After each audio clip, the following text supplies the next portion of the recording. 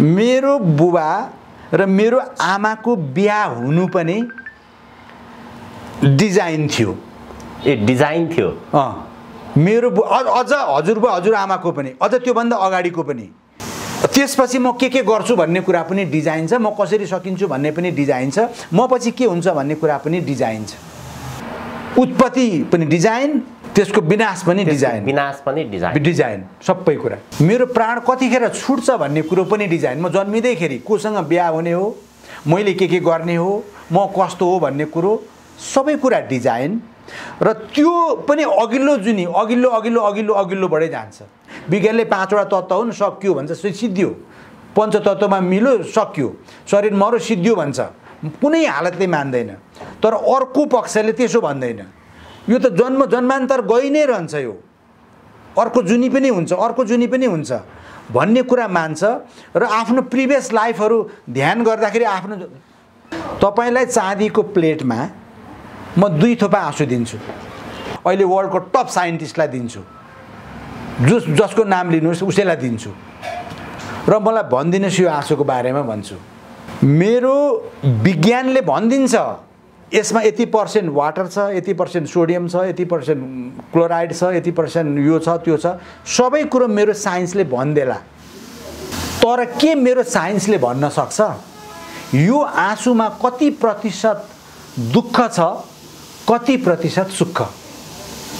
यो आँसु सुखमा बगेको हो कि दुःखमा? मेरो साइन्सले भन्न सक्छ? भन्न सक्दैन। यति % यो आँसु दुःखको हो, यो आँसु सुखको हो भन्ने कुरो मेरो आध्यात्मले भन्छ। धर्मको नाममा, अध्यात्मको नाममा डिफ्रेन्ट गुरुजहरू भएको उसबाट त्यहाँ पाखण्ड छ। यो कुरा पनि बुझ्नुहोस्। प्योरली ब्लाइन्डली विश्वास गर्ने कुरो छैन। यो गर्छु भनेर पैसा उठाउने, अध्यात्म गर्ने, पुराण गर्ने, अनि उठाएका पैसाहरूले तर मार्ने र नबनाउने, यो घटना मैले देखेको छु। त्यसकारण समाजमा देखिएको यो पाखण्डको म विरोधी हो। हरेक धर्ममा छ, फेरि धर्मको नाममा पाखण्ड छ। किनभने म यस्तो बनाउँछु भनेर पुराण गर्ने, दुनियाँभरि गर्ने, हाम्रा सोझा दाजुभाइ दिदीबहिनी जो धार्मिक आस्था छ भित्र, अनि उनीहरूले विश्वास गरेर दिने, अनि दिइसकेपछि जुन कुरा बनाउँछु भने त्यो कुरा नबनाउने र आफ्नै वैभवहरू खडा गर्ने पनि पाखण्ड पनि छन्। त्यसबाट पनि जोगिनुपर्छ। मैले भनेको आध्यात्म भनेको त प्योर छ, वेदाक छ। यसले हित मात्रै गर्छ र राम्रो मात्रै गर्छ। ओममा शक्ति छ, मन्त्रमा शक्ति छ, मन्त्रले काम गर्छ, श्रापले पनि काम गर्छ, शब्दले काम गर्छ, श्राप पनि लाग्छ। जुन छोराछोरीको कारणबाट आमा बुवाको आँखामा आँसु आयो दुःखका, त्यो छोराछोरी सकियो, त्यो नर्कमा पर्यो। जुन छोराछोरीको कारणबाट हर्षका आँसु बगे बाबुआमाका आँखामा, उसले स्वर्ग प्राप्त गर्यो। मेरो बुझाइमा स्वर्ग त्यही हो, नर्क त्यही हो। तपाईभित्रको आनन्द तपाईको स्वर्ग, तपाईभित्रको दुःख तपाईको नर्क। नेपाल डगमगायो भने, साँच्चीकै नेपाल साँच्चीकै डगमगाएर नेपाल कोल्याप्स हुने दिन आयो भने लेखेर राख्नुहोस्। मेरो उत्तर पनि हल्लिन्छ, मेरो दक्षिण पनि हल्लिन्छ। युरोप भनेको कत्रो छ? यत्रो छ युरोप। 28-29वटा मुलुक यत्रो छ युरोप भनेको। युरोप त्यसै हल्लियो। यहाँ हल्लिन थालिसकेपछि अमेरिका हल्लिँदैन र अमेरिका पनि हल्लिन्छ नि। संसार नै एउटा विध्वंसमा जान्छ नेपाललाई हल्लाइयो भने। मैले सिधै प्रचण्डजीलाई के भनिदिएँ भने, तपाईले पशुपतिनाथलाई भोको राख्नु भएको छ 7 दिनसम्म, अरू पनि धेरै अपराध गर्नुभएको छ, एकचोटि गएर क्षमा याचना गर्नुहोस्, माफी माग्नुहोस्। तपाईले यतिकै जाँदाखेरि अप्ठ्यारो भयो भने बरु लुगासुगा फेरेर नचिनिने स्वरूप गरेर भए पनि क्षमा याचना चाहिँ गर्नु है।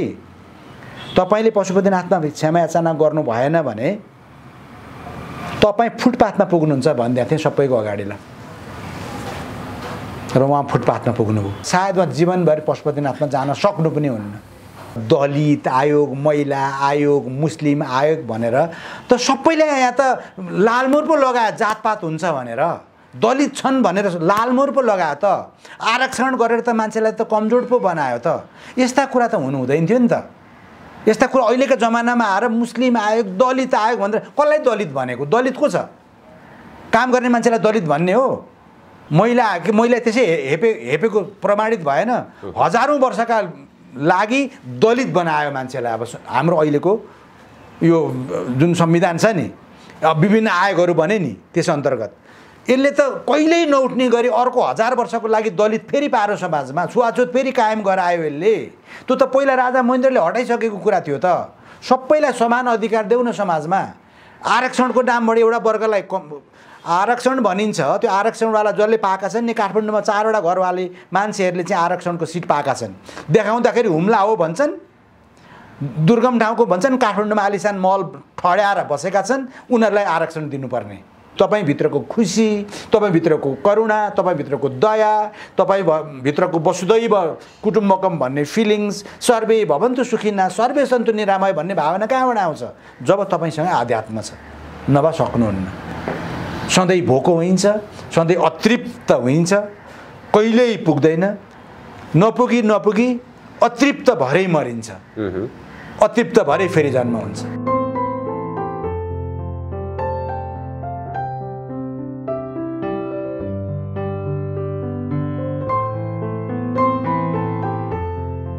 हिमाल अनलाइन टिभीको आजको यस विशेष अन्तर्वार्तामा हुनुहुन्छ डाक्टर रामप्रसाद उप्रेती। डाक्टर रामप्रसाद उप्रेतीको पछिल्लो अन्तर्वार्ताहरू नेपालमा मात्र नभएर विश्वभरि नै चर्चित छन्। वास्तवमा राजनीतिक विषयहरूमा उहाँले जसरी विषयवस्तुहरू उठान गरिरहनु भएको छ, उहाँलाई हेर्ने दृष्टिकोण अथवा उहाँको वास्तविक जीवन, उहाँले यो क्षेत्रमा किन लाग्नुभयो, उहाँका उद्देश्यहरू, अझ भनौँ न वास्तवमा रामप्रसाद उप्रेती चाहिँ को हो, उहाँका लुकेका पाटाहरू आज हामी खोतल्ने प्रयास गर्नेछौँ। त्योभन्दा पनि अझ माथि रहेर जीवन, जगत, अध्यात्म, ईश्वर यी यावत प्रसङ्गहरूमा पनि उहाँसँग हामी कुराकानी गर्नेछौँ आजको यस विशेष बसाइमा। डाक्टर साहब, स्वागत छ यहाँलाई। हरिओम। डाक्टर साहब, अब यो तपाईसँगको हाम्रो दोस्रो भेट, दोस्रो अन्तर्वार्ता नेपाल देशको बारेमा, राजनीतिक दलहरूको बारेमा, नेताहरूको बारेमा यहाँले जसरी विषयवस्तुहरू उठान गरिरहनु भएको छ, नेपालमा मात्र नभएर आज विश्वभरि नै जो एउटा धार्मिक, सामाजिक, जातीय समस्याहरू छ, यी विषयहरूलाई पनि हामी जोड्ने प्रयास गर्नेछौँ। त्योभन्दा अगाडि यहाँ सुरुवात म कहाँबाट गर्न चाहन्छु भने ईश्वर, अध्यात्ममा यहाँ विश्वास गर्नुहुन्छ, ध्यान गर्नुहुन्छ। वास्तवमा के ईश्वर हुनुहुन्छ त? ईश्वरको दर्शन सम्भव छ त? त्यहाँबाट सुरुवात गरौँ न। हिमाल टेलिभिजन र प्रदीपजी र हाम्रो टिम सर्वप्रथम आज फरक विषयवस्तुमा इन्टरभ्यू लिन राम्रो होला भन्ने हिसाबबाट आउनुभयो। म हृदयदेखि नै स्वागत गर्न चाहन्छु र मैले हिजो अस्तिका इन्टरभ्यूहरूमा नभनेका कुराहरू आज राख्न चाहन्छु। विशेष गरेर तपाईले इन्डिकेट गर्न खोज्नुभयो मेरो आध्यात्मिक जीवन, डाक्टर उप्रेतीको आध्यात्मिक जीवनको बारेमा तपाईले जान्न खोज्नुभयो। यस पाटोको बारेमा केही न केही कुरा मेरा आफ्ना अनुभूतिहरू मलाई भन्न मन पनि थियो, त्यस अर्थमा म राख्न चाहन्छु। मलाई एमबीबीएस पढ्दाखेरि 5-6 वर्ष, त्यसपछि स्पेशलिस्ट हुने 3 वर्ष गर्दा करिब 8 वर्ष जतिमा म मानव रचना विज्ञानको विशेषज्ञ भएँ विश्वको राम्रो युनिभर्सिटीबाट। तर मैले अहिले जुन आध्यात्मको कुरा गर्दैछु विगत 20 वर्षदेखिको मेरो अध्ययन छ। अर्थात् मलाई एमबीबीएस पढेर स्पेशलिस्ट हुँदा जति समय लाग्यो त्योभन्दा डबल भन्दा पनि बेसी समय मेरो यसमा गुज्रेको छ। त्यसकारण यसको बारेमा केही न केही भन्नु, आफ्ना अनुभूतिहरू सेयर गर्नु राम्रै होला जस्तो लागेर म केही कुराहरू राख्न चाहन्छु। सर्वप्रथम यो हरेक मान्छे, यो सृष्टि जगत, यसको उत्पत्तिको बारेमा दुई किसिमले हामी भन्न सक्छौँ। आफै भएको हो अथवा बनाइएको हो। यो जति तर्क गरे पनि त्यो इन्ड हुँदैन, इन्डलेस हुन्छ। त्यो एकले अर्कोलाई बुझाउन सक्दैन आफ्नो मान्यतालाई। मैले मेरो शरीर बुझेँ। म मानव रचना विज्ञान विशेषज्ञ अर्थात् एनाटोमिस्ट, क्लिनिकल एनाटोमिस्ट भन्छ मलाई। म शरीरका सबै सेलहरू बुझ्छु, शरीरका सेलहरूले पनि मलाई चिन्छन् होला। अब त मेरो जीवनको धेरै वर्षहरू लागेको हुनाले। तर मैले कहिल्यै पनि नबुझेको पार्ट हो। जब म विशेषज्ञ हुँदै थिएँ, म जब ग्लासको युनिभर्सिटीमा स्पेशलिस्ट बन्दै थिएँ, बनिसकेपछि पनि मैले जीवनको एउटा पार्ट हो कहिल्यै पनि बुझिनँ। अर्थात् म नास्तिक। एउटा पाटो मैले कहिल्यै पनि बुझिनँ। त्यो पाटो के हो भन्दा हामीले सुन्ने गरेको आत्मा भन्छ नि, सोल भन्छ, त्यो आत्माको बारेमा सुनियो, त्यो के हो त्यो रूढिवादी कुरा हो, त्यस्तोमा जाने होइन। हामी त साइन्सको विद्यार्थी भनेर शरीर मात्रै पढिएछ। हामीले पढेको चाहिँ शरीर मात्रै पढेछ, आत्मा त बुझिएन। तर हाम्रो शास्त्रहरूले आत्माको बारेमा त भनेको छ। अनि त्यसपछि खोजी नीति गर्दै जाने क्रममा म विभिन्न ठाउँहरूमा पुगेँ। विभिन्न तीर्थस्थलमा जाँदा भेटिन्छ कि भनेर त्यता पनि गएँ। विभिन्न सत्सङ्गहरू गर्दाखेरि पुगिन्छ कि भनेर त्यता पनि गएँ। अब विभिन्न ठाउँहरूमा गइयो। अब अध्ययन गर्दा पो हुन्छ कि भनेर अध्ययन गर्ने कोसिस पनि गरेँ। अब वेद उपनिषदहरू गीताहरू जुन असाध्यै त्यो यति धेरै अथाह छ कि त्यो हामीहरूले सक्छौँ भन्ने मलाई चाहिँ लाग्दैन पढेर। अब त्यही क्षेत्रमा लाग्नुभएका हाम्रा विद्वानहरूले सक्नु होला। मैले अलिअलि त्यो जिस्ट र सारांशहरू मात्रै बुझेँ। र मेरो अन्तिममा निष्कर्ष के रह्यो भने मेरा मेडिकल साइन्सका कुनै पनि टेक्स्ट बुकमा एक शब्द नलेखिएको सोल छ, आत्मा छ। आत्मा छ भनेपछि परमात्मा पनि छ। अहिले म त्यसो भन्छु र मैले त्यो म भ्रममा परेर भनेको होइन, साँच्चीकै बुझेर भनेको। मैले एनाटोमी भन्ने सब्जेक्ट मेरा विद्यार्थीहरूलाई सजिलै बुझाइदिन सक्छु, तर मैले आत्मा र परमात्माको कुरो मैले सजिलै मैले प्रदीपजीलाई अथवा हाम्रा भ्युअर्सहरूलाई सजिलै बुझाउन सक्दिनँ।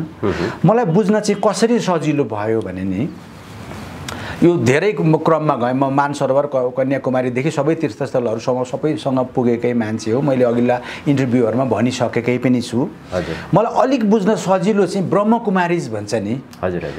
यो ब्रह्मकुमारीज भन्छ। ब्रह्मकुमारी यो ठमेलमा नेपालको हेडक्वार्टर छ। त्यहाँ राज दिदीहरू हुनुहुन्छ, किरण दिदीहरू हुनुहुन्छ। त्यहाँ गएँ। अब किनभने किन यो सेतो लुगा लगाएर उहाँहरू हिँड्नुहुन्छ, किन ओम शान्ति भन्नुहुन्छ, किन यस्तो होला भनेर मलाई जिज्ञासा। म त जिज्ञासामा म हरेक ठाउँमा पुगेको छु नि त। अनि गायत्री परिवार के अरे त्यो हाम्रो ओम शान्तिमा गएँ। ओम शान्तिमा जाँदा मलाई 5-7 दिनको मैले क्लास लिएँ। त्यहाँ मलाई एकदम एक किसिमले आनन्द लाग्यो क्या। उहाँ सोलको बारेमा भन्नुभयो अनि परमेश्वरको बारेमा पनि भन्नुभयो। अर्थात् त्यो उहाँहरूको भाषामा शिव बाबा भनिन्छ, एउटा अर्कै तत्त्व छ त्यो अब भनिन्छ। त्यही क्रममा म माउन्ट आबु पनि पुगेँ। माउन्ट आबु भनेको चाहिँ ब्रह्मकुमारीजहरूको चाहिँ हेडक्वार्टर, विश्वभरिको हेडक्वार्टर हो। त्यहाँ गएर मैले 7 दिनको कोर्स, त्यहाँ चाहिँ डक्टरहरू, प्रोफेसरहरू, यस्तै लेभलको मान्छेहरू नै हुनुहुन्थ्यो। राम्रो वैज्ञानिक पत्रहरू त्यहाँ प्रस्तुत गरिएको थियो, क्लासहरू लिइएको थियो। बिकेसी बानी लगायत सबै त्यहाँका चाहिँ ब्रह्मकुमारीजको टप मान्छेहरू हुनुहुन्थ्यो र उहाँले सोलको बारेमा भन्नुभयो। त्यो मलाई निकै राम्रो लाग्यो र त्यो निकै गढ्यो र मैले त्यसरी आफूले ध्यान प्र्याक्टिस गर्दै पनि गएँ। र अन्य सेक्टरहरू जस्तै गायत्री फ्यामिलीमा पनि पुगेँ, म पाइलट बाबाकोमा पनि पुगेँ, म पुटापर्तीमा पनि पुगेँ, र म शिरडीमा पनि पुगेँ। म लुम्बिनी लगायतका संसारका जति पनि तीर्थस्थलहरू, जति पनि यी ठाउँहरू छन्, ती सबै ठाउँहरूमा पुगेर सत्सङ्ग गरेँ। र 20 वर्ष, अहिले मेरो 20-21 वर्ष भयो। 20-21 वर्षको अथक प्रयासबाट मलाई आत्मा छ भन्ने कुरा विश्वास लाग्यो। र त्यो आत्मा अमर अजर अविनाशी भन्छ, एकदम पिसफुल सोल छ, त्यो हामी सबैसँग छ। यो कुरामा म ढुक्क छु आत्माको बारेमा। आत्मा भएपछि परमात्मा भइहाल्छ, त्यसको बारेमा पनि छलफल गर्न सकिन्छ। जति पनि धार्मिक स्थलहरू, तीर्थस्थलहरूमा यहाँले त्यो ठाउँमा पाइला टेक्नुभयो। हजुर। त्यस्ता ठाउँहरूमा पाइला टेकिसकेपछि कस्तो खालको महसुस हुन्छ त्यहाँ? हो, त्यहाँ पुग्दा कस्तो हुन्छ भने एकदम तपाईँलाई जाने बित्तिकै तपाईँलाई आनन्द हुन्छ। तपाईँ एउटा पोजिटिभ त्यो सबै पोजिटिभिटी हुँदो रहेछ त्यहाँनिर। इन्भाइरोमेन्ट कस्तो हुन्छ भने मैले त के सुनेको भने पढेको भन्दा पनि सुनेको, भगवान् बुद्धको एउटा यस्तो औरा थियो अरे क्या, एकदम टाढासम्म फैलिएको औरा। त्यो औराभित्र त्यो एरियामा पस्ने बित्तिकै मान्छेलाई कुल हुने आनन्द लाग्थ्यो अरे क्या। भगवान् बुद्धको औरा त्यति साह्रो फैलिएको थियो अरे। भनिन्छ 3 किलोमिटर टाढासम्म थियो अरे भगवान् बुद्धको औरा। 3 किलोमिटरको पेरिफेरीमा जोसुकै पसे पनि उसलाई एक किसिमको आनन्द आउने। त्यसकारण म जति पनि यी तीर्थस्थलहरू भनिएको छ त्यहाँ जाँदाखेरि एक किसिमको आनन्द आउँछ क्या। जस्तै पशुपतिनाथ भगवानको मन्दिरभित्र जाने बित्तिकै भनौँ अथवा दक्षिण कालीकोमा जाने भन्ने बित्तिकै भनौँ अथवा बौद्धको गुम्बामा जाने बित्तिकै भनौँ स्वयम्भूनाथमा जाने बित्तिकै भनौँ अथवा जोसुकै जहाँसुकै गए पनि हुँदा मैले चाहिँ यो ब्रह्मकुमारीजको तपाईँ अहिले आफैले गएर आफैले पनि फिल गर्नुहोस् क्या। तपाईँ माइन्डमा केही नलिकन जानु, तपाईँलाई त्यहाँ जाने बित्तिकै एक किसिमको आनन्द आउँछ क्या। त्यहाँ मान्छेले ध्यान गरेका छन्, ओम शान्ति भनेका छन्, दियो बालेका छन्, त्यस्तो हुन्छ। म कतिसम्म भने म यो चाहिँ अब आज तपाईँले अब अलिक मनकै कुरा पनि भनिदिन्छु ल। म एकचोटि इजरायल पुगेको थिएँ क्या। त्यो इजरायल भनेको चाहिँ कस्तो छ भने जुजहरूको एउटै मात्रै होलिएस्ट प्लेस छ क्या त्यहाँ, वेस्टर्न वाल भन्छ। त्यो रेमनेन्टको रूपमा एउटा वाल मात्रै छ क्या, भत्केको पर्खाल मात्रै छ।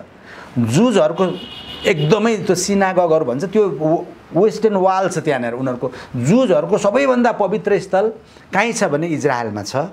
त्यो इजरायलमा पनि वेस्टर्न वाल, त्यहाँ गएर उनीहरूले तोराहरू जस्तो पाठ गर्ने उनीहरूको एउटा विधि छ। जुजहरू त्यसको लागि एकदमै लालायित हुन्छन् कि एकचोटि संसारभरिको भरि छरिएर रहेका जुजहरू त्यहाँ पुग्न चाहन्छन्। त्यसै गरी त्यही इजरायल भन्ने ठाउँ हो। त्यही इजरायलको तपाईँको बेथलेहेममा तपाईँ पुग्नुभयो भने जिसस क्राइस्टको जन्म त्यहाँ भएको छ। त्यसै गरेर त्यही इजरायलमै जिसस क्राइस्टलाई क्रुसिफाई गरिएको छ। म पनि जिज्ञासा भयो कस्तो हुँदो रहेछ भनेर त्यहाँ गएँ, क्रुसिफाई गरेको ठाउँभित्रै गएँ। त्यहाँ भित्र जाँदाखेरि एक किसिमको त्यो त्यतिखेरकै मलाई झझल्को आयो क्या। यहाँ यसरी क्रुसिफाई गरेको थियो होला, यसरी ब्लड यहाँ बगेको थियो होला भन्ने खालको। त्यसकारण संसारभरि रहेका अथवा मुस्लिमहरूका विभिन्न ठाउँहरूमा पनि म पुगेको पनि छु। त्यहाँहरू पुग्दा पनि र त्यस्तै गरेर गुरु नानककोमा उहाँहरू चाहिँ यो जुन गुरु नानकको छ नि त्यहाँ पुग्दा पनि जहाँ जहाँ पुगिन्छ त्यहाँ पुग्दाखेरि तपाईँलाई एउटा पोजिटिभ फिलिङ्स आउँछ। केही न केही तपाईँलाई हुन्छ, केही न केही तपाईँको शरीरमा फिल हुन्छ तपाईँलाई। त्यो भनेको तपाईँभित्रको आध्यात्म जागेको, त्यो चाहिँ आध्यात्म हो। म धर्म विशेषको कुरा गरिराखेको छैन। जस्तै धर्म भनेको चाहिँ अब भनौँ डिफ्रेन्ट धर्महरू छ नि त मान्छेले मानेको। धर्मको विषयमा पनि म कुराकानी गरौँला। मैले सुरुवातको क्रममा जोडेको थिएँ नि, कतिपय गुरुहरूले हजुर जसले ध्यान गर्नुहुन्छ उहाँहरूले चाहिँ मैले ईश्वरको दर्शन पाएँ भन्नुहुन्छ। हजुर वास्तवमा ईश्वर भन्ने चिज चाहिँ के हो, त्यो दर्शन हुन्छ कि हुँदैन, कस्ता प्रकारका मानिसहरूले ईश्वरको दर्शन पाउँछन्? यस्तो हुँदो रहेछ यो ईश्वर भनेर स्वरूप, यसमा स्वरूप नै यस्तो भनेर स्वरूप नै तपाईँले कुनै आकार होइन, त्यो आकारमा मैले चाहिँ कसरी पाएको भने मेरो आफ्नो चाहिँ उदाहरण भन्छु। मेरो विचारमा स्वरूप नै आउनुहुन्छ भन्ने चाहिँ मलाई अलिक लाग्दैन, किन मैले स्वरूप चाहिँ देखेको छैन। मैले नदेखेको कुरा मैले भन्न मिल्दैन। तर ध्यान गर्दै गएँ, एकदम डिप ध्यानमा गर्दै गएँ भनेपछि चाहिँ भित्र एक किसिमको तपाईँलाई रियलाइज हुन्छ क्या। तपाईँलाई त्यो तपाईँलाई आँखा खोल्नै मन लाग्दैन।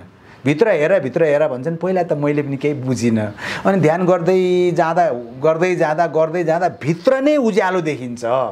यस्तो उज्यालो हुन्छ नि, त्यो बाहिरको उज्यालो के उज्यालो, बाहिरको आनन्द के आनन्द। ध्यान गर्दै गएपछि बिहान कुनै पनि मुहुर्तमा तपाईँले ध्यान गर्दै जानुभयो भने भित्र तपाईँलाई आनन्द हुँदै जान्छ, भित्र उज्यालो पस्दै जान्छ। यो बाहिरको सबै हजारवटा सूर्यको जस्तो उज्यालो भित्र पस्दै जान्छ। अर्थात् तपाईँमा आध्यात्म जागो र तपाईँले भनिएको परमात्मा भनौँ, ईश्वर भनौँ, जे भनौँ, तपाईँभित्र त्यो रियलाइज भयो। त्यसरी बुझ्न सकिएला। स्वरूप भन्दा पनि, हजुर, कुनै पनि स्वरूप भन्दा पनि त्यसरी बुझ्न सकिएला भन्ने मलाई लाग्छ। र जुन अहिले हाम्रो जति पनि धर्म सम्प्रदायहरू छन्, जति पनि धर्म भन्नुहोस्, मैले त्यो धर्मको कुरा गरेको चाहिँ होइन। त्यो धर्म अब बुद्धले बुद्ध मान्लान्, जिसस क्राइस्ट मान्लान्, क्रिस्चियनहरूले कबीरको बेग्लै छ होइन, गुरु नानकको बेग्लै भयो। त्यस्तै गरेर अब मुस्लिमहरूको आफ्नै छ। त्यो आफ्नो आफ्नो एउटा चाहिँ छ उहाँहरूले मान्ने, त्यो ठिक छ। उहाँहरूको जसले जे माने पनि त्यसमा केही आपत्तिको कुरो रहेन, म सबैलाई सम्मान नै गर्छु। तर त्योभन्दा पनि माथि अल्टिमेटली भनेको चाहिँ एउटा परमेश्वर हुनुहुन्छ भन्ने मलाई विश्वास लाग्छ। त्यो धेरै छैन।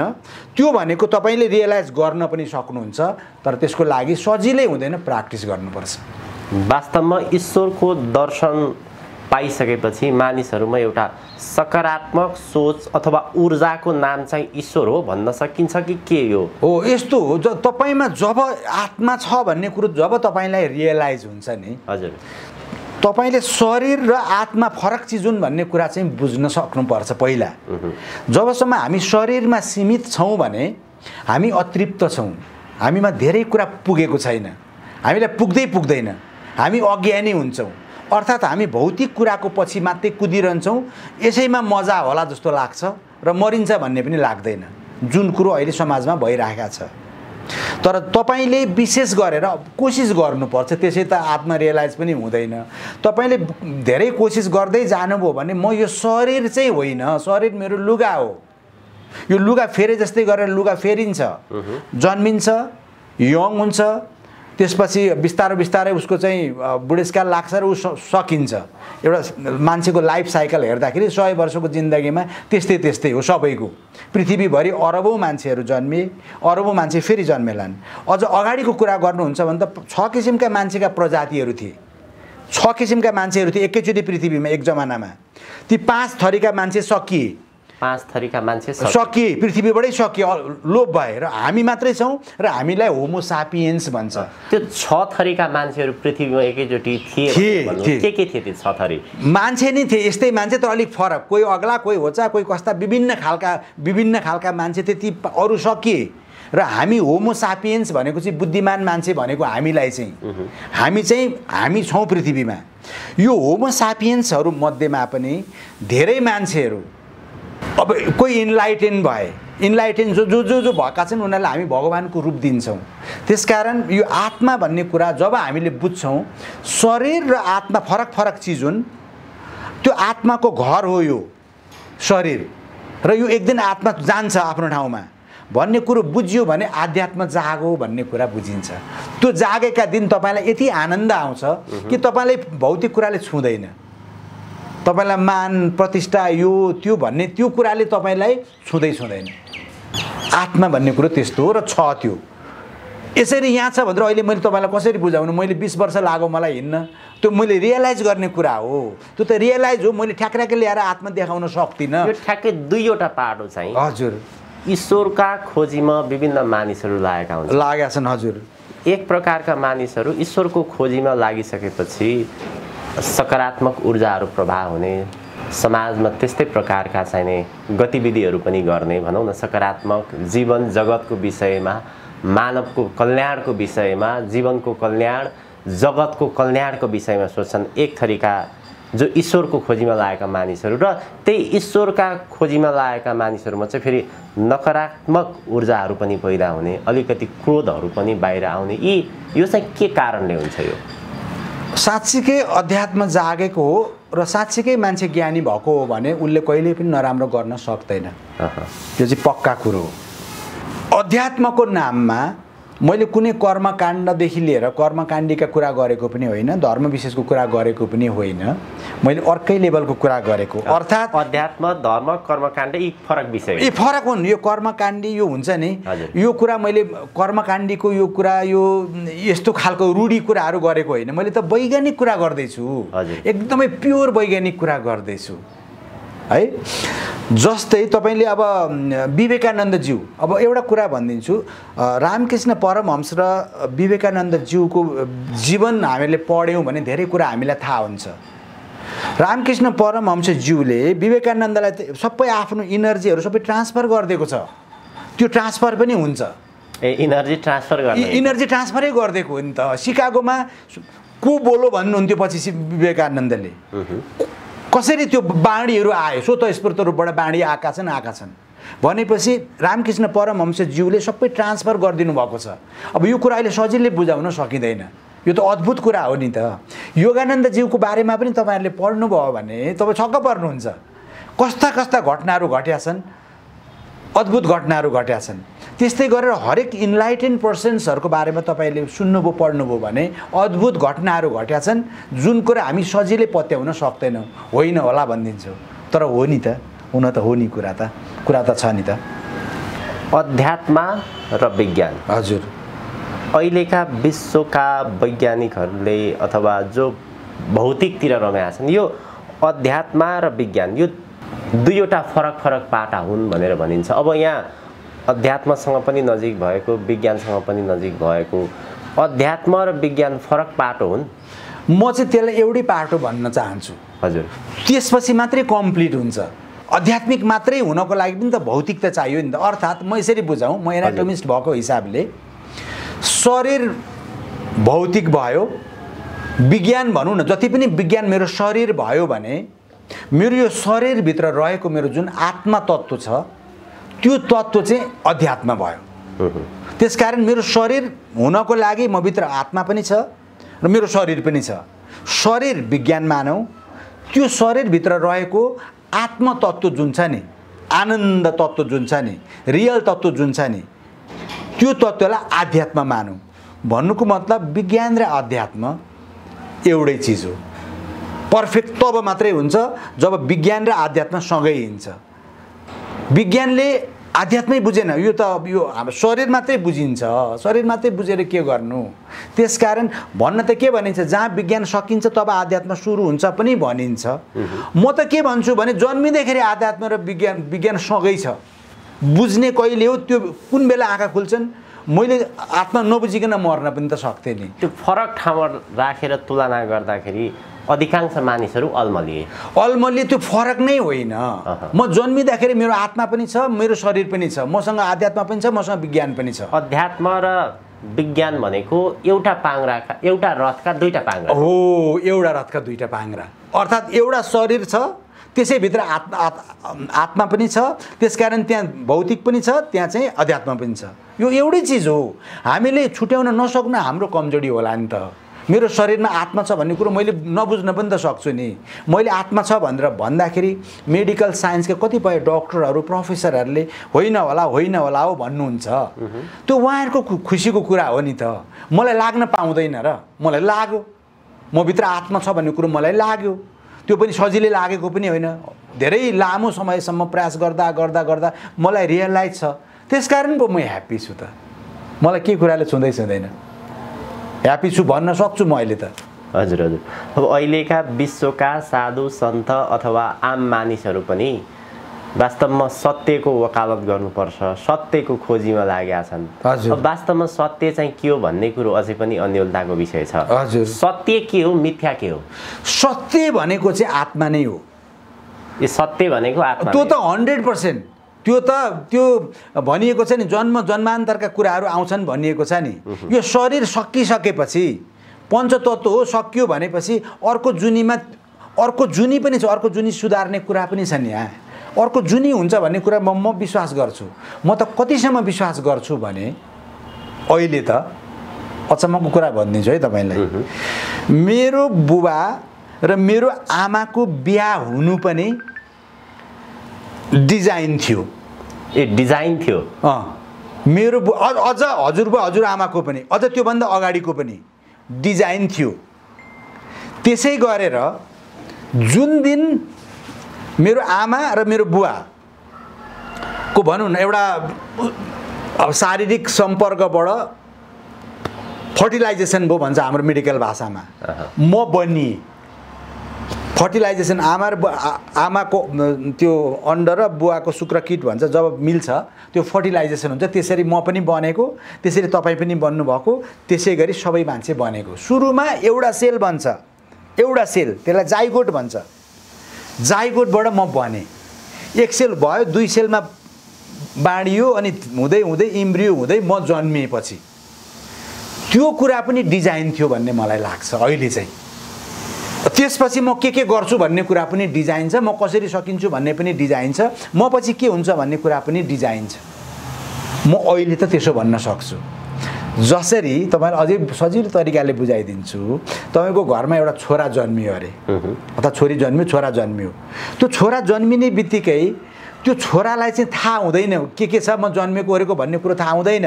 तर तपाईँलाई के थाहा हुन्छ भने मेरो छोरो 16 या 17 वर्षको भयो भने यसका जुगा आउँछन्, जुगाका रेखी बस्छन्, पहिला दारी आउँछन्, यसको स्वर परिवर्तन हुँदै जान्छ, यसरी यो बढ्दै जान्छ भन्ने कुरो तपाईँलाई त थाहा छ नि। त्यो उसलाई थाहा छ र जन्मेको भर्खरको बच्चालाई। त्यस्तै हामी पनि त्यस्तै हो भन्ने मेरो अहिलेको मान्यता त त्यहाँ पुगेको छु। मलाई सबै कुरा थाहा छैन मलाई के कुरो अहिले पाइनँ भने झ्वाट्टै अहिले रिस उठ्छ किन पाइनँ भनेर म बच्चै होला जस्तो लाग्छ तर किन पाइनँ भन्ने कुरो सबै कुरा नियतिमा छ क्या नियतिमा हुन्छ सबै कुराहरू कन्ट्रोल जस्तो लाग्छ मलाई हरेक बिरुवाहरूका जुन पत्ताहरू हल्लिन्छन् त्यो पनि डिजाइन अन्तर्गतै छ उत्पत्ति पनि डिजाइन त्यसको विनाश पनि डिजाइन सबै कुरा हाम्रो यस धरतीमा मानवको रूपमा जन्म भएको छ हामी किन जन्म्यौं हजुर हाम्रो उद्देश्य के हो र अहिले हामीले जसरी तपाईं र हाम्रो भेट भएको छ जुन यो पनि डिजाइन गरिरहेका छौं यो पनि डिजाइन अथवा हिमाल अनलाइन टेलिभिजन यहाँ आउनु पनि डिजाइन त्यसलाई हामीले देख्न नसकेर अनुभव गर्न नसकेर पनि मात्र आकस्मिक भनिरहेको हो अहिले तपाईले साच्चै कुरा बुझ्नुभयो हामीलाई लाग्छ यो आकस्मिक हो तर त्यस्तो होइन मेरो प्राण कतिखेर छुट्छ भन्ने कुरो पनि डिजाइन म जन्मिँदैखेरि कोसँग बिहा हुने हो मैले के गर्ने हो म कस्तो हो भन्ने कुरो सबै कुरा डिजाइन र त्यो पनि अघिल्लो जुनी अघिल्लो बढ्दै जान्छ अघिल्लो जन्मको कर्म यो जन्ममा चाहिँ त्यसलाई डेफिनेटली मेल राख्छ एकदमै तपाईले अहिले राम्रो गर्नुभयो भने यही जुनीमा पनि तपाईलाई राम्रो भइहाल्छ खुसी भइहाल्छ राम्रो भइहाल्छ र अर्को जन्ममा म विश्वास गर्ने मान्छे हो त्यसकारण अर्को जुनी पनि राम्रो हुन्छ त्यसै जुनी पाइने होइन मान्छेको यी कुराहरू चाहिँ मानिसहरूले किन बुझ्दैनन् त त्यो चेत किन खुल्दैन त खुल्छ नि अर्को जुनीमा खुल्छ अर्कोमा खुल्छ अब मैले यस्ता कति जुनी बिताएर आएर अलिअलि खुलेको मलाई थाहा छैन भगवान बुद्धको पनि त्यो इन्लाइटेन भएको भन्दा पहिला धेरै एउटा प्रिभियस लाइफका कुरा छन् यहाँनिर त्यो कतिौं जन्मपछि मात्र भगवान गौतम बुद्ध हुनुभएको उहाँका प्रिभियस कति लाइफहरू बिताउनु भएको छ त्यसरी लास्टमा मात्रै आएर इन्लाइटेन हुनुभएको हो त्यसकारण हामीलाई पो लाग्दो 100 वर्षको जिन्दगी धेरै छ कति अथाह जस्तो लाग्छ यो सृष्टिका लागि 100 वर्ष त एउटा मिलिक त्यो पानीको उ जस्तो एकैछिनमा जाने हो 100 वर्ष त्यसै सकिन्छ हामीले बुझ्ने कोसिस पनि गर्दैनौं अब त्यसको लागि पनि फेरि समय चाहिन्छ भन्छु म अब अहिले नेपालमा मात्र नभएर संसारैभरका मानिसहरू जीवनमा जसरी भागदौड गरिरहेका छन् हजुर राजनीतिक दलहरूको विषयमा नेताहरूको विषयमा यहाँले जे भन्नुभयो र नेताहरूको उद्देश्य भने चाहिँ पद प्राप्ति पैसा प्राप्ति भनेर जसरी लागिरहेका छन् नि मान्छेहरू पद पैसा यी प्रतिष्ठा यी यावतका पछाडि न मान्छेहरू कुदिरहेका छन् आज नेपालमा मात्र नभएर विश्वमा त्यसो हुँदाखेरि वास्तवमा हामी मानिस चाहिँ के हो हाम्रो जीवनको उद्देश्य चाहिँ के हो त त्यसो भए हैन जीवनको उद्देश्य भनेको चाहिँ अब एउटा हिसाबले भन्दाखेरि ईश्वरलाई सम्झ भक्ति भाव गर राम्रो कर्म गर त्यता हो जसले तपाईले अहिले यसरी मान्छे यसरी भागदौड गर्छन् भन्नुभयो नि एक जमाना हुन्छ त्यो मान्छेले राम्रो नि गरौँ भन्ने सोचिराखेको हुन्छ नराम्रो गर्छु भन्ने कहिले पनि सोच्दैन कुनै पनि मान्छेले म खराब हुँ भनेर सोचेको हुँदैन तर बिस्तारै काल परिस्थिति खण्ड कुर्सी आदि उदिले प्रलोभनमा पर्ने लोभमा पर्ने ग्रिडमा पर्ने अर्थात् उसको आध्यात्मिक तत्त्व वृद्धि नभएको कारणले त्यस्तो भएको हुन्छ अब अलिकति हामी ज्ञानको विषयमा कुरा भन्नु ज्ञानको बारेमा छलफल गरौँ न जाने कुरा सेयर गर्ने त हो नि के हो र बुद्धि र ज्ञानमा के फरक छ बुद्धि र ज्ञानमा फरक छ नि धेरै फरक छ बुद्धि र ज्ञानको बारेमा सोध्नुभयो हजुर जस्तै ज्ञान म एउटा पानीको एउटा खोलाको मात्रै एक्जाम्पल दिन्छु ल हुन्छ बुझ्न सजिलो होस् भनेर यो पानी हो पानीको एनालाइसिस गर्दाखेरि यसमा यो तत्त्व हुन्छ यसमा सोडियम हुन्छ होला पानीको मात्रा हुन्छ होला पोटेसियमको मात्रा हुन्छ के तपाईले एनालाइसिस गर्नुहुन्छ नि पानीमा त्यो के हो भन्दा नलेज ज्ञान तर खोलो तर्नु पर्यो त्यही खोलो तर्नु पर्यो भने कसरी तर्ने होला यसरी तर्दाखेरि बा डुबिने पो हो कि बा नडुबिने पो हो कि बा नाउ पो चाहिने हो कि भन्ने तर्क तपाईले ल्याउन थाल्नुहुन्छ भने बुद्धि भनेको चाहिँ खोला कसरी तर्ने होला यताबाट गयो भने बा डुब्ने पो हो कि बा छालमा पो परिन्छ कि बा भुमरीमा पो परिन्छ कि भन्ने खालका कुराहरू आयो भने तपाईँ बुद्धिका कुरा गर्दै हुनुहुन्छ, खोलो तर्ने कुरा चाहिँ। तर त्यो खोलो आफै के हो, पानी कति छ यसमा, बालुवा छ कि छैन, भित्र ढुङ्गा छ कि छैन, त्यस्तो कुराहरू खोजीनीति गर्न थाल्नुभयो भने तपाईँको त्यो चाहिँ नलेज, ज्ञान भनेको तपाईँले प्राप्त गर्ने, खोज्ने, मेहनत गर्ने, प्र्याक्टिस गर्ने, कुद्ने, पढ्ने, यो सबै कुराहरूले तपाईँलाई ज्ञानी बनाउँछ। बुद्धि भनेको चाहिँ तपाईँको भित्रको एउटा तत्त्व जसले तपाईँलाई चाहिँ यी कुराहरू यसरी जाने, यसरी गर्ने भन्ने कुराहरू सिकाउँछ, त्यो चाहिँ विजडम, बुद्धि। अब यहाँ अलिकति मेडिकल क्षेत्रको डाक्टर पनि भएको हुनाले हाम्रो यो रहस्यमय शरीर मस्तिष्क यन्त्र कसरी सञ्चालन होला, यो अलिकति यसलाई सहज ढङ्गले बुझाउन पाए चाहिँ। होइन, यसमा कस्तो हुन्छ भने अब हाम्रो शरीर त धेरैवटा सिस्टमले बनेको छ। यो सिस्टम हाम्रो शरीरलाई पहिला त यी बाहिरका फ्याक्टरहरूले पनि, इन्भाइरोमेन्टले पनि असर पार्छ। इन्भाइरोमेन्टको आफ्नै हो।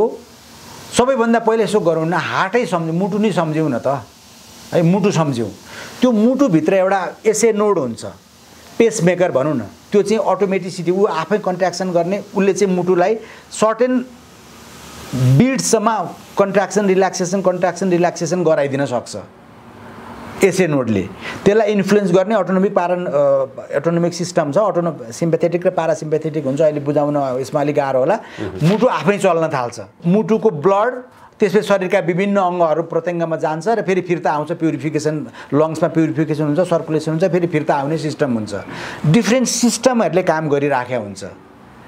त्यो सिस्टम अघि मैले भनिसकेँ, त्यो कहिले गएर इन हुन्छ भन्ने कुरो ऊ जन्मिँदैखेरि उसको त्यो जब फर्टिलाइजेसन भयो, जब उसको त्यो जेनेटिक इनहेरिटेन्स भएर जब आउँछ नि त्यो जिनमा, सबै कुराहरू त्यहाँ फिक्स हुन्छ भन्ने कुरामा हामी छलफल गर्न सक्छौँ।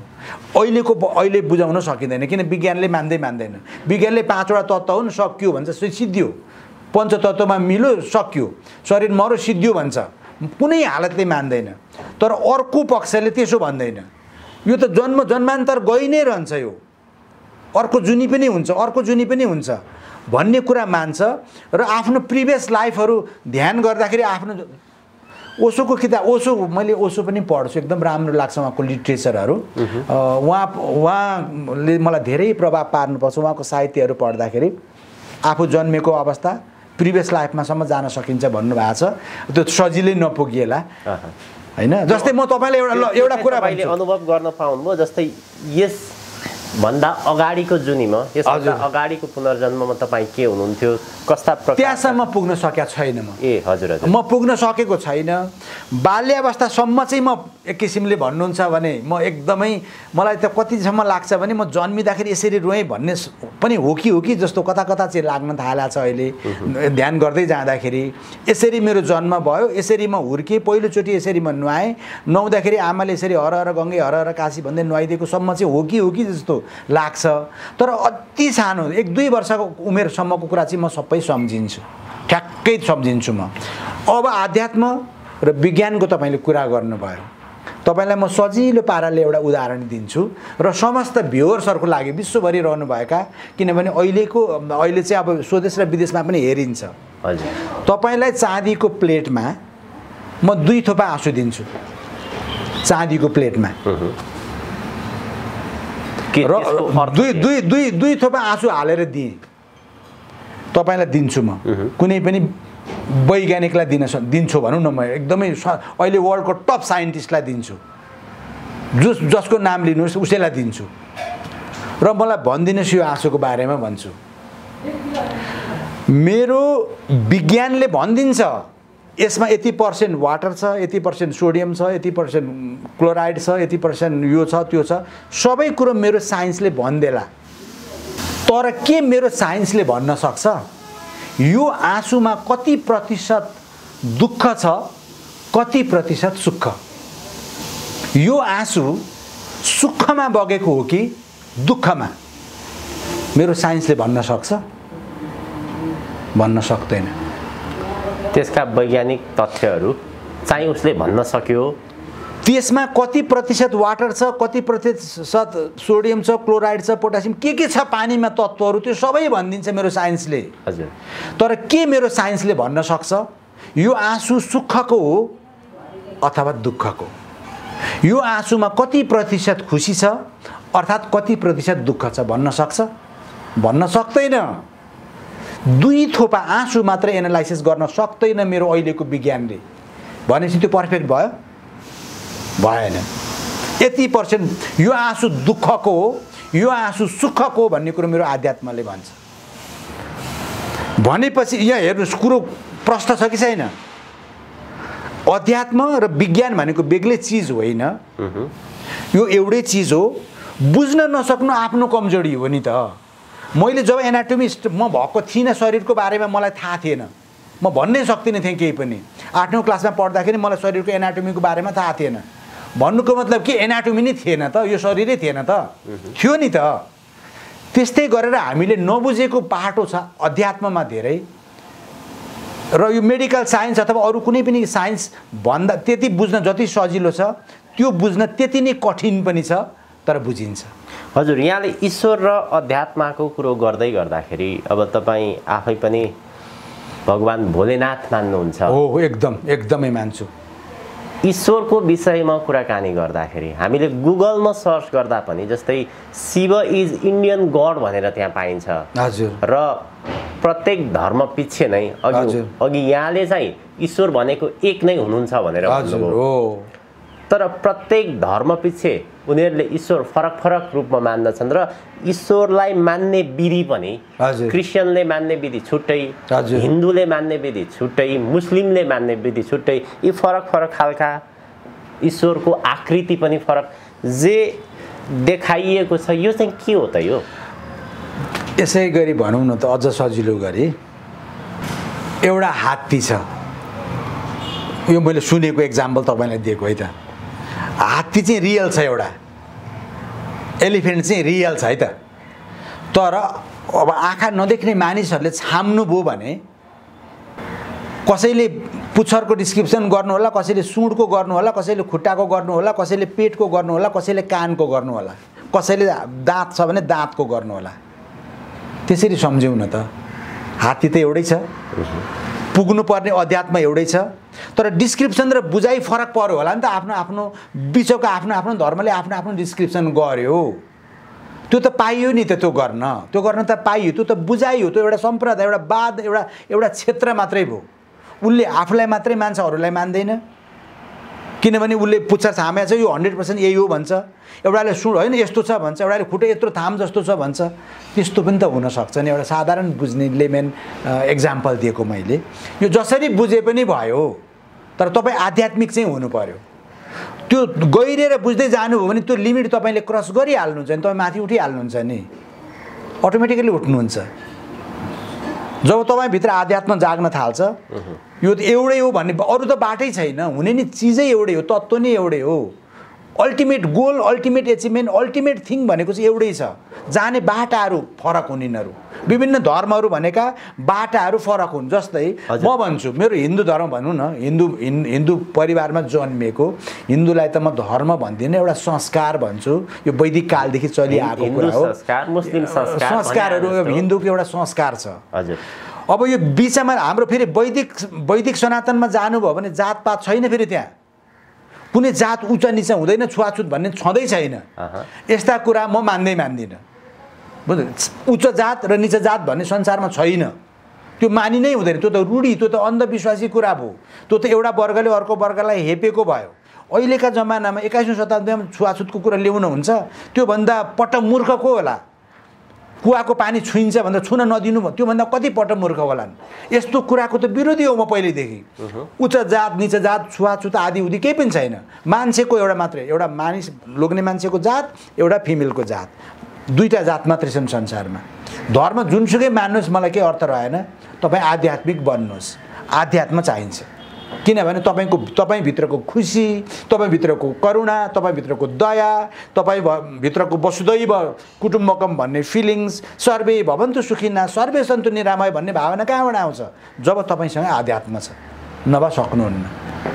सधैँ भोको हुन्छ, सधैँ अतृप्त हुन्छ, कहिल्यै पुग्दैन। नपुगी अतृप्त भरै मरिन्छ, अतृप्त भरै फेरि जन्म हुन्छ। त्यसकारण सत्मार्गमा लागौँ। हामीलाई कति चाहिन्छ खानलाई त्यति मात्रै राखौँ, कति चाहिन्छ वस्त्र त्यति मात्रै राखौँ। धेरैको अर्थ छैन। मानिस भएर जन्मेपछि राम्रो कामको लागि जन्मेको, विशेष गरी भक्तिको लागि जन्मेको अथवा कर्मको लागि जन्मेको जे भने पनि हुन्छ। ईश्वर प्राप्ति गर्न तपाईँ कर्मबाट पनि पाउनुहुन्छ। तपाईँ राम्रो, मेरो कति डक्टरहरू बिहानदेखि बेलुकासम्म एकदमै राम्रो काम गर्नुहुन्छ, उहाँहरूलाई पनि मोक्ष मिल्छ, किनभने म त एकदमै सिरियस हुनुभयो। अर्थात् मेरो हिसाबमा उहाँहरू आध्यात्मिक हुनुभयो। राम्रो काम गर्नुहुन्छ आध्यात्म, खराब काम गर्नुहुन्छ अर्कै तत्त्व, खराब तत्त्व।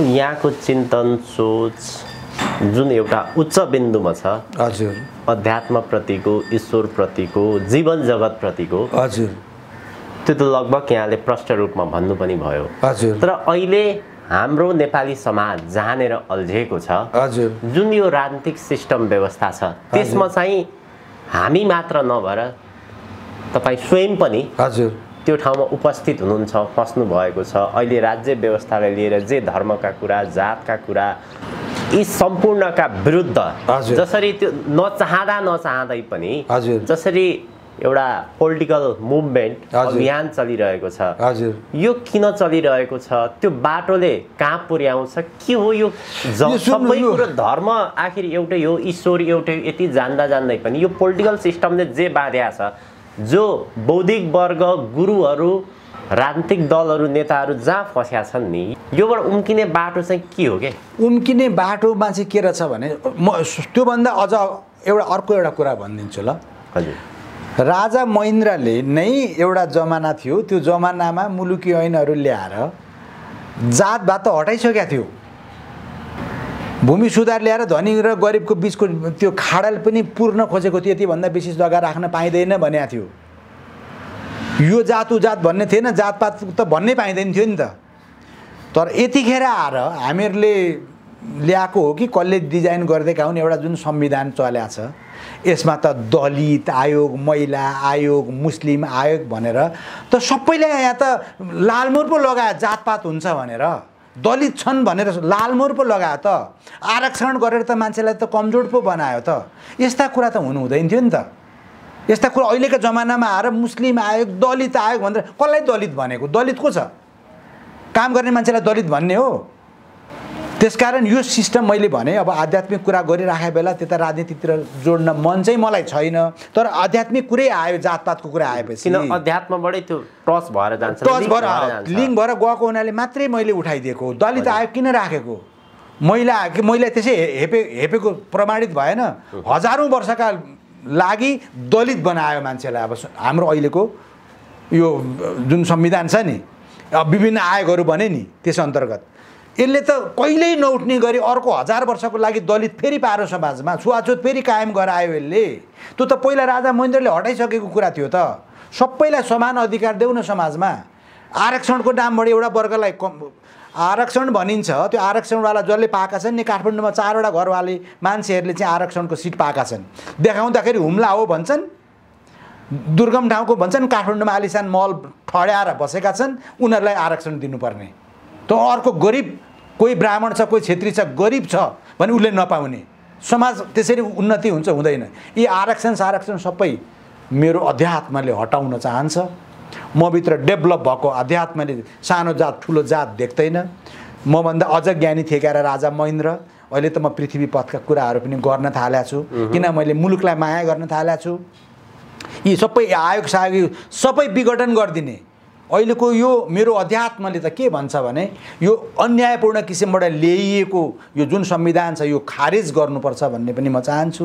देशभरि रहेका अध्यात्म तर यो जुन पाखण्ड छ है, फेरि तपाईँहरू बुझ्नुहोस्, यहाँ धर्मको नाममा, अध्यात्मको नाममा डिफ्रेन्ट गुरुजहरू भएको उसबाट त्यहाँ पाखण्ड छ। यो कुरा पनि बुझ्नुहोस्। प्योरली ब्लाइन्डली विश्वास गर्ने कुरो छैन। यो गर्छु भनेर पैसा उठाउने, अध्यात्म गर्ने, पुराण गर्ने, अनि उठाएका पैसाहरूले तर मार्ने र नबनाउने यो घटना मैले देखेको छु। त्यसकारण समाजमा देखिएको यो पाखण्डको म विरोधी हो। अध्यात्मको लाइनमा, ईश्वरको लाइनमा पनि पाखण्ड छ, त्यहाँ पनि पाखण्ड छ। हजुर, हरेक धर्ममा छ। फेरि धर्मको नाममा पाखण्ड छ। किनभने म यस्तो बनाउँछु भनेर पुराण गर्ने दुनियाँभरि गर्ने हाम्रा सोझा दाजुभाइ दिदीबहिनी जो धार्मिक आस्था छ भित्र अनि उनीहरूले विश्वास गरेर दिने अनि दिइसकेपछि जुन कुरा बनाउँछु भने त्यो कुरा नबनाउने र आफ्नै वैभवहरू खडा गर्ने पनि पाहाडमा पनि छन्। त्यसबाट पनि जोगिनुपर्छ। मैले भनेको अध्यात्म भनेको त प्योर छ, वेदाग छ, यसले हित मात्रै गर्छ र राम्रो मात्रै गर्छ। त्यसकारण संसारमा जति पनि एनलाइटेन पुरुषहरू हुनुभयो उहाँहरू पढ्ने कोसिस गर्छु, बुझ्ने कोसिस गर्छु। म मन्दिरतिर किन जान्छु भन्दा त्यहाँ पोजिटिभ इनर्जी पाउँछु, केही आनन्द हुन्छ। विभिन्न सत्सङ्गहरू पनि किन गर्छु भन्दा केही ज्ञानको कुराहरू पाइन्छ, त्यो गर्नु पनि राम्रै लाग्छ र म हरेक कुरालाई अध्यात्मसँग जोड्छु। मेरो ब्रह्म भन्छ, मेरो ब्रह्मले नदेखेको कुरा म गर्दिनँ। बाटोमा कोही मान्छे कटौरी लिएर भोकै पेट सुतिराखेको छ भने मलाई यहाँ घरमा खाना खाएको मिठो लाग्दैन। त्यो त्यो त्यो भनेको चाहिँ अध्यात्मले मात्रै गर्न सक्छ, अरू कुराले गर्न सक्दैन। यदि मैले अध्यात्म बुझ्न सकिनँ भने म निर्दयी हुन सक्छु र म दुखी हुन सक्छु। यदि म भित्र अध्यात्म जागो भने मसँग धेरै कुरा नहोस्, एउटा यही ओढेको यही एउटा सानो खास्टो म यसैमा संसार देख्न सक्छु। त्यसकारण आध्यात्मिक हुनुपर्छ। त अहिले म धेरै खुसी पनि छु किनभने विश्व स्वास्थ्य सङ्गठनले नै स्पिरिचुअल हेल्थ भनिदियो, आध्यात्मिक हेल्थ भनिदियो, अर्थात् अध्यात्मलाई स्वीकार्यो। र मैले भनेको आध्यात्म भनेको कुनै धर्म विशेषमा सीमित छैन। यो त एकदम अनन्त छ, अनन्त छ, अनन्त छ, जसले सुख मात्रै दिइरहन्छ। फलो गर्नु राम्रो। ईश्वर एउटै, हजुर। मानिसको जन्म मृत्यु पनि त्यो अलरेडी फिक्स छ, अलरेडी फिक्स छ, डिजाइन अन्तर्गत नै छ, त्यो कुरा डिजाइन अन्तर्गत नै छ। र मानिस पुग्ने ठाउँ पनि एउटै, गन्तव्य पनि एउटै। हजुर। त्यसो हुँदाहुँदै पनि अहिले नेपालमा मात्र नभएर विश्वभरि नै धेरै प्रकारका यी धार्मिक सङ्घ संस्थाहरू छन्। हजुर। उनीहरूका उद्देश्य अथवा उनीहरूले सिकाएका कुराहरू फरक।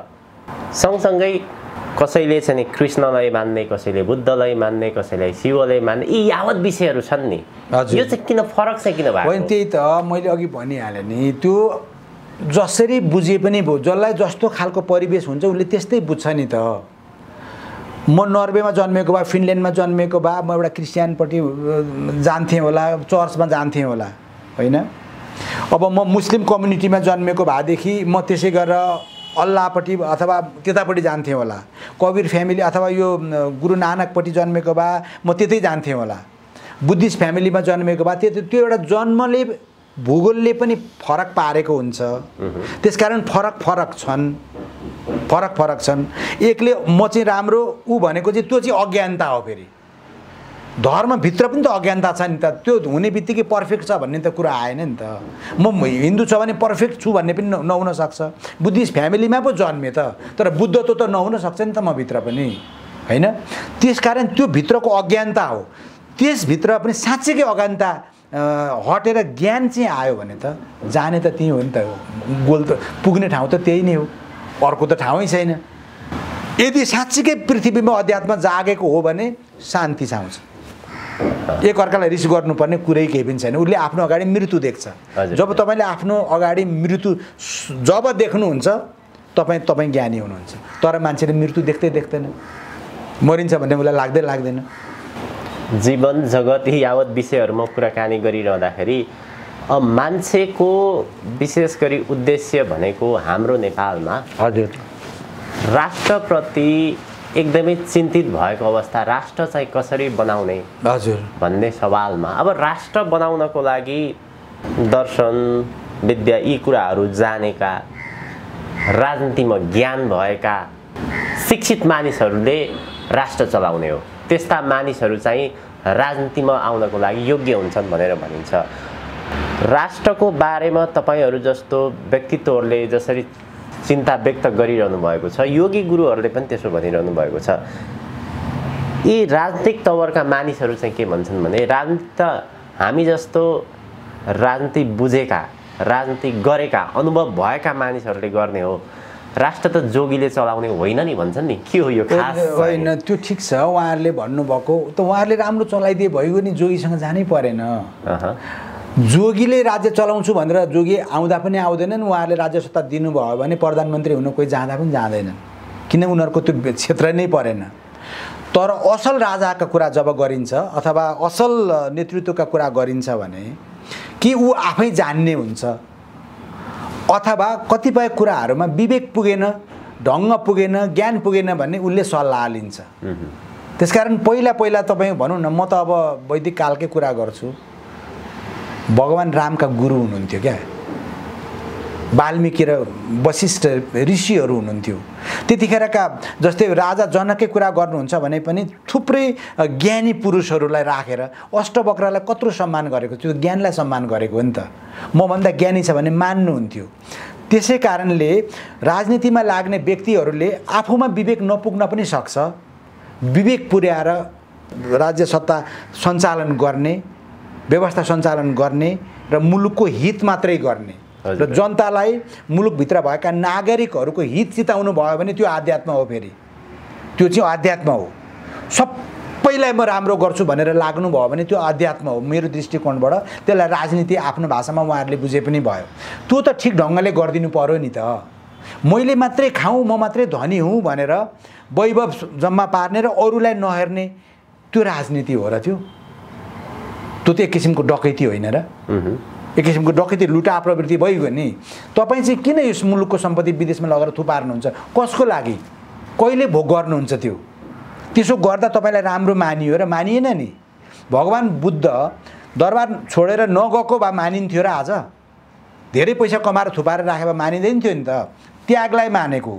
हिजो तपाईँहरूले त्याग गरेको देखेर पो तपाईँलाई मानेका थिए त मान्छेले। अब अहिले मान्न किन छोडे भन्दाखेरि तपाईँले जुन कुरा हिजो सङ्कल्प गर्नुभएको थियो, तपाईँको जीवनमा जस्तो गर्छु भन्नुभएको थियो, त्यो नगरेर नमानेको हो नि त। त्यसकारण कि जान्नु पर्यो, हजुर, कि ज्ञान लिनु पर्यो। जोगीले राज्य नगर्नु भन्नुहुन्छ भने को जोगीले राजा देऊ भनेर गएको छ? गएको छैन नि त। लागेको कुरो भन्या छ। जोगी योगीले सचेत गराउने हो, सचेत गराउने हो। र राम्रो कुरा छ भने त लिए भइगयो नि उहाँहरूले। हजुर। अथवा होइन, म नै ज्ञानी छु, मलाई कसैको केही नै चाहिँदैन भन्ने गर्नुहुन्छ भने त गर्नु न त। तपाईँले राम्रो गर्दा कोही तपाईँको विरोधै गर्दैनन् नि, अरू मान्छे निक्लिँदैनन् नि, पुगिगयो नि मान्छेलाई। तपाईँले गर्नु भएन भने पो आक्रोश हुन्छ त। हजुर, आजको हाम्रो कार्यक्रमको उद्देश्य अन्त्यमा यसलाई कसरी कन्क्लुजन गरौँ भने, हजुर, नेपाल भनेको एउटा त्यस्तो तपोभूमि हो, हजुर, हिमालयको देश, हजुर, ज्ञान भूमि, हजुर। यो ठाउँमा जन्मिनु भनेको त धेरै त्यस्ता आध्यात्मिक गुरुहरूले सोझै मुक्ति पनि प्राप्त गर्ने हो, एकदम हो भनेर भनिन्छ। तर आज हाम्रो देश नेपाल, हजुर, जुन एउटा चक्रव्यूहमा फस्या छ, हजुर, जसरी यहाँका मानिसहरू नैतिक पतनको बाटोमा गएका छन्, हजुर, जुन बाटोमा लागेका छन्, यही ठाउँमा वास्तवमा भन्ने हो भने संसारका अरू मुलुकहरूमा जातीय समस्या, धार्मिक समस्या, यी नैतिकताका कुराहरू पहिला चाहिँ नैतिकताको कुरा गर्ने हो भने नेपालबाट सिक्नु पर्थ्यो। मानवता के हो, नैतिकता के हो भनेर त्यस्तो उदाहरण दिन्थे क्या त्यति बेला। अहिले तपाईहरू जस्तो एउटा आध्यात्मिक चिन्तनमा लाग्नु भएको व्यक्तिले यस्ता प्रकारका शब्दहरू प्रयोग गर्नु भएको छ, प्रयोग गरिरहनु पर्ने भएको छ। नैतिक पतनको अवस्था छ, यो चाहिँ किन भयो? यसको समाधान के हो? अहिले के हो भने अब भन्छ नि कलियुग भन्छ, के भन्छ नि, हजुर। मैले चाहिँ विशेष गरेर अब खप्तड बाबा, शिवपुरी बाबा, उहाँहरूको जीवनी अलिअलि पढ्ने, अलिअलि बुझ्ने कोसिस गरेँ क्या। तपाईँले भने जस्तै यो क्षेत्र भनेको हिमवत खण्ड, त्यसमा पनि हाम्रो विशेष गरी नेपाल जहाँ छ नि, अहिले हामी नेपाल जसलाई भन्छौँ नि, यो नेपाल चाहिँ साँच्चीकै देवभूमि हो, साँच्चीकै तपभूमि हो, साँच्चीकै ज्ञान भूमि हो। यो पृथ्वीभरिको मात्रै कुरा होइन कि सम्पूर्ण चराचर जगत भनिन्छ नि, होल युनिभर्स भनिन्छ नि। जस्तै सूर्यका परिवार छन् नि त, ती परिवार मध्येको पनि पृथ्वी राम्रो हो कि एकदमै। पृथ्वी राम्रो, जहाँ वनस्पति छ, पानी छ, अक्सिजन छ, सबै थोक छ। त्यसमध्येको पनि सबैभन्दा सुन्दर मुटुको पेसमेकर एसे नोड भने जस्तै नेपाल हो। त्यसै कारणले खप्तड बाबा, शिवपुरी बाबाहरू यहाँ आउनुभएको, दिव्य भूमि उहाँहरूले देखेर तपस्या गरेर ज्ञान बढाएर। अब अहिलेको समाजमा के भइदियो भने, अब कलीको प्रभाव भनौँ न, खानपिन टुङ्गो छैन, बोलीचालीको टुङ्गो छैन, विभिन्न खालका यी विकृतिहरू फैलिएका छन्। बाहिरको प्रभाव पनि होला, भित्रको प्रभाव पनि होला, कलीकै प्रभाव पनि होला। तर पनि के छ भने नेपालका दिन चाहिँ जहिले पनि राम्रा छन्। किनभने पशुपतिनाथ भोलेनाथ भनौँ न, यो नाथ परम्परामा के हुँदो रहेछ भने अब भोलेनाथ भन्दा रहेछन्, मचिन्द्रनाथ भन्दा रहेछन्, गुरु गोरखनाथ भन्दा रहेछन्। गुरु गोरखनाथले आशीर्वाद दिएको हो पृथ्वीनारायण शाहलाई राष्ट्र निर्माता। अहिले त म भनौँ न अरू संसारका अरू कुराहरू भन्दा पनि म अहिले नेपालवादी भएको हो क्या, नेपाललाई चाहिँ माया गरेको। किनभने जन्मिँदाखेरि पहिलोचोटिको सास मैले यही धरतीमा भित्र गएको हो, पहिलोचोटि म यहीँ रोको हो र मलाई यहाँसम्म यही धरतीले यही नेपाल आमाले दिएको हुनाले म डक्टर हुनुभन्दा पहिला नागरिक हो नि त्यो मुलुकको। नागरिक भन्दा पनि पहिला जन्मै यहाँ पाएको भनेपछि मेरो कर्तव्य छैन र त्यो कर्तव्य बोध भयो। कर्तव्य बोध हुँदाखेरि के गर्ने भन्दा मेडिकल सेक्टरबाट मैले बिरामी जाँच्नु पर्यो, विद्यार्थीलाई पढाउनु पर्यो, त्यो मेरो दायित्व, मेरो आफ्नो प्रोफेसन, कर्म भयो, त्यो कर्म भयो।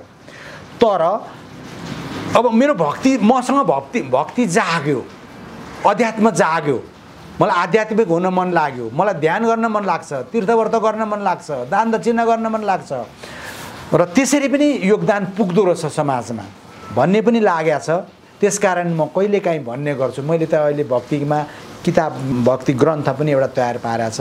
मैले पनि अस्ति एउटा प्रसङ्ग भने, दाजु तिम्रा बलरामा सखी प्यारी राधा, तिमी भने राधा कै हौ, हामी किन प्यासा कृष्ण कहाँ छौ भनेर त्यस्तो टाइपका भक्ति मैले लिरिक्सहरू पनि बनाएको छ। म बिहान भजन पनि गर्छु, ध्यान पनि गर्छु। अर्थात् आध्यात्मिक लाइनबाट म बेहद खुसी हुन चाहन्छु। म खुसी छु भने मात्रै मैले खुसी बाँड्न सक्छु। मैले धेरै खुसी बाँड्नु छ, हजुर, धेरै खुसी बाँड्न चाहन्छु। त्यसकारण म खुसी हुन चाहन्छु। त्यो खुसी भनेको अध्यात्मले मात्रै दिन्छ। बाँकी कुरा संसारको कुनै पनि चिजले तपाईँलाई खुसी सुख दिन सक्दैन। त्यो दिने भनेको अध्यात्म मात्रै हो। त्यसकारण हामी स्पिरिचुअल हुनुपर्छ। दिनमा कमसेकम 10 मिनट ध्यान गर्नुहोस्, तपाईँको जीवन शैली पनि परिवर्तन हुन्छ, तपाईँको सोचाइ पनि राम्रो हुन थाल्छ। त्यसलाई सक्नुहुन्छ भने आधा घन्टा पुर्याउनु। सबैभन्दा पहिला तपाईँले आफूलाई समय दिनु। तपाईँ बिहान खुसी हुनु, ध्यान गरेर हुन्छ कि के गरेर हुन्छ, ध्यानबाटै हुन्छ। त्यो गर्नुभयो भने तपाईँले दिनभरि अरूलाई खुसी बाँड्न सक्नुहुन्छ। हाम्रो मुलुकले खुसी बाँड्न सक्छ। हाम्रा मुलुकका सबै दाजुभाइ दिदीबहिनीहरू र विश्वभरि रहेका दाजुभाइ दिदीबहिनीहरूलाई जोड्न चाहन्छु। प्रेम र शान्तिका कुराहरू गर्न चाहन्छु। हाम्रा भोलेनाथका कुराहरू, माता पार्वतीका कुराहरू गर्न चाहन्छु।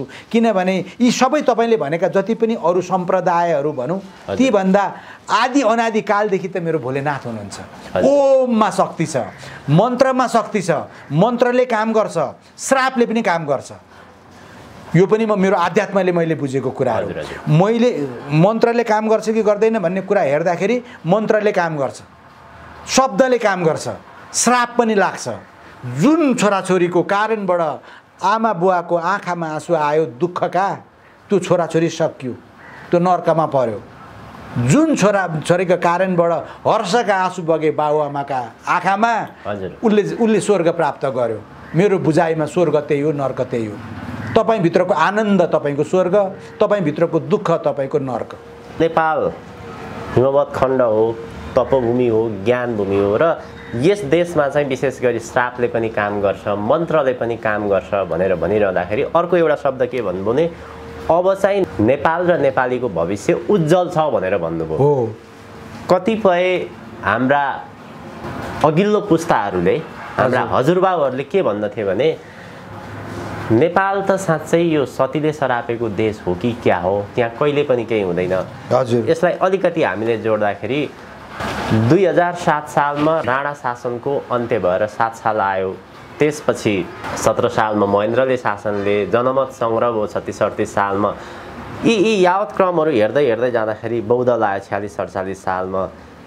अब चाहिँ नेपाली जनता देशको जीवन उज्जवल भएर जान्छ भन्ने जे अपेक्षा गरिएको थियो, आजको दिनसम्म आइपुग्दाखेरि जसरी हामी उद्योग गतितिर लागिरहेका छौँ, यस्तो देशमा बसेर पनि झन्झन एउटा गरिबीको मार्गतिर गइरहेका छौँ। अब आशा गर्ने ठाउँ चाहिँ कहाँ छ? आशा गर्ने ठाउँ प्रशस्त छ। एकदमै निराशा छन् क्या नेपाली। होइन, निराशा छैन। त्यो होइन। हेर्नु, अब म भनिदिन्छु, मसँग रिजन छ। हजुर। तपाईको यतातिर उज्यालो लाइट छ, यता पनि उज्यालो लाइट छ भने तपाईँ बिचमा एउटा सानो ठाउँ चाहिँ अँध्यारो हुँदैन क्या, त्यो त्यत्तिकै लाइट आइहाल्छ। त म अँध्यारामै बस्छु म भनेर तपाईँ सक्नुहुन्न।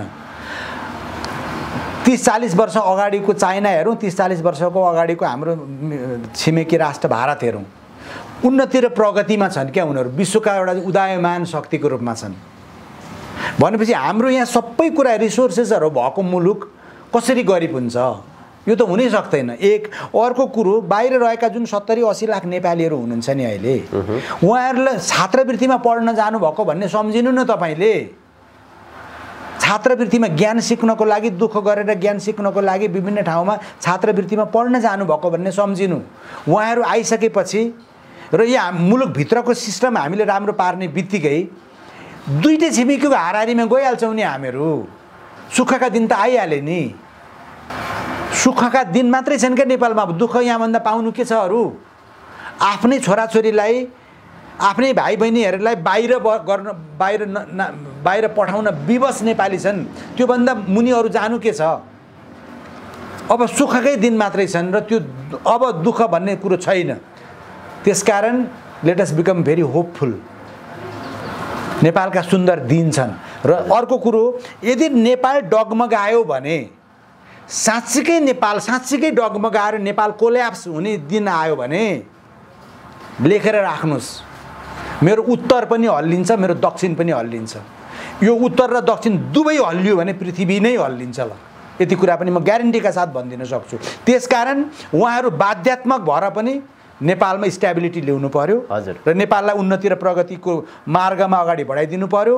रिसोर्स हामीसँग छ, मेहनती पाखुरा हामीसँग छन्, खालि अलिकति यहाँको सिस्टमले काम नगरेको, त्यो सिस्टम पनि त चेन्ज हुन्छ नि। एउटा सत्य चाहिँ के हो भने, नेपाल हल्लियो भने नेपाल मात्र हल्लिँदैन, उत्तर दक्षिणका दुवै मुलुक पनि हल्लिन्छ, सँगसँगै विश्व नै हल्लिँदैन त। त्यत्रो पपुलेसन, वर्ल्डको कति पपुलेसन, चाइनाको र इन्डियाको पपुलेसन जोड्नुहोस्, भूगोल जोड्नुहोस्। युरोप भनेको कत्रो छ? यत्रो छ युरोप, 28-29वटा मुलुक, यत्रो छ युरोप भनेको। युरोप त्यसै हल्लियो। यहाँ हल्लिन थालिसकेपछि अमेरिका हल्लिँदैन र अमेरिका पनि हल्लिन्छ नि। संसार नै एउटा विध्वंसमा जान्छ नेपाललाई हल्लाइयो भने। त्यसकारण त्यस्तो धृष्टता गर्नु होला कसैले जस्तो मलाई लाग्दैन। त्यसकारण नेपाललाई जोगाउनपट्टि लाग्नु मेरो अध्यात्मले देख्छ।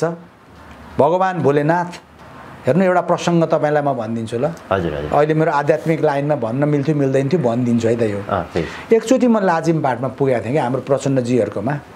उहाँका चाहिँ त्यो पोलिट ब्युरो मेम्बरहरू, त्यतिखेरका हस्तीहरू त्यहाँ हुनुहुँदो रहेछ।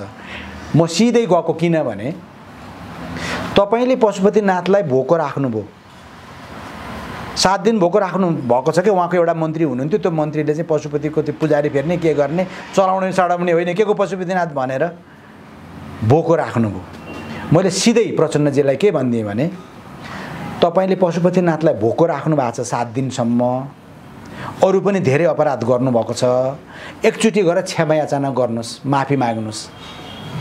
तपाईँले यत्तिकै जाँदाखेरि अप्ठ्यारो भयो भने बरु लुगासुगा फेरेर नचिनिने स्वरूप गरेर भए पनि क्षमा याचना चाहिँ गर्नु है। तपाईँले पशुपतिनाथमा क्षमा याचना गर्नु भएन भने तपाईँ फुटपाथमा पुग्नुहुन्छ भनिदिएको थिएँ सबैको अगाडि। ल, र उहाँ फुटपाथमा पुग्नुभयो। जानु भएन पशुपति, जानुभएको भए सायद पुग्नुहुन्न थियो। त्यसै गरेर अहिलेका प्रधानमन्त्रीज्यूलाई मैले त्यसरी त भेट्न पाएको छैन अहिले, किनभने उहाँले अब छोडिदिउँ।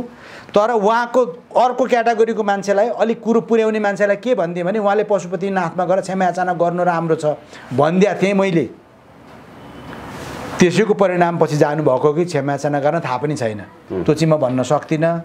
तर प्रचण्डजीलाई चाहिँ मैले क्लियरली भनेको थिएँ, क्षमा याचना गर्नुहोस्, धेरै पाप गर्नुभएको छ, पशुपतिनाथलाई भोको राख्नुभएको छ, क्षमा याचना गर्नुहोस् भनेको थिएँ। सायद उहाँ जानु भएन र सायद उहाँ जीवनभरि पशुपतिनाथमा जान सक्नु पनि हुन्न। हस्, अत्यन्त धेरै धन्यवाद डाक्टर साहब यहाँको महत्त्वपूर्ण समय र विचारको लागि। केही छुट्याएँ डाक्टर साहब मैले? यसमा मोटामोटी अब आध्यात्मिक जगतकै मान्छे चाहिँ हामी होइनौँ। अध्यात्मपट्टि अलिकति पाइला चाल्दै गरेको मान्छे मात्रै हो। जानी नजानी आफूलाई मनमा राखेका कुराहरू मेरो आध्यात्मिक पाटोलाई उजागर गरिदिनु भयो प्रदीपजी र हाम्रो टिम। र हिमाल अनलाइन टेलिभिजनलाई म धेरै धेरै धन्यवाद दिन चाहन्छु किनभने हाम्रो जीवनमा अध्यात्म पनि छ। हामी चाहे एक्सप्रेस होस् चाहे नहोस् हरेक मानिस आध्यात्मिक पनि हुन्छ, ऊ भित्र आध्यात्म लुकेको हुन्छ। त्यसकारण यो पक्ष पनि भन्नु ठिकै होला जस्तो लागेको छ र मैले जानी नजानी अन्यथा भनेको भए सम्पूर्ण हाम्रा भ्युअर्सहरूसँग म क्षमा याचना पनि गर्न चाहन्छु किनभने मेरो फिल्ड होइन यो, आफ्नो फिल्डभन्दा बाहिर गएर बोल्दैछु। कति पुग्यो होला कति पुगेन होला, पुगेन भने यो अज्ञानी हो पछि सिक्दैछ भनेर क्षमा दिनु होला भन्ने पनि म चाहन्छु। हस्, आभारी छु डाक्टर साहब। हस्, धेरै धेरै धन्यवाद।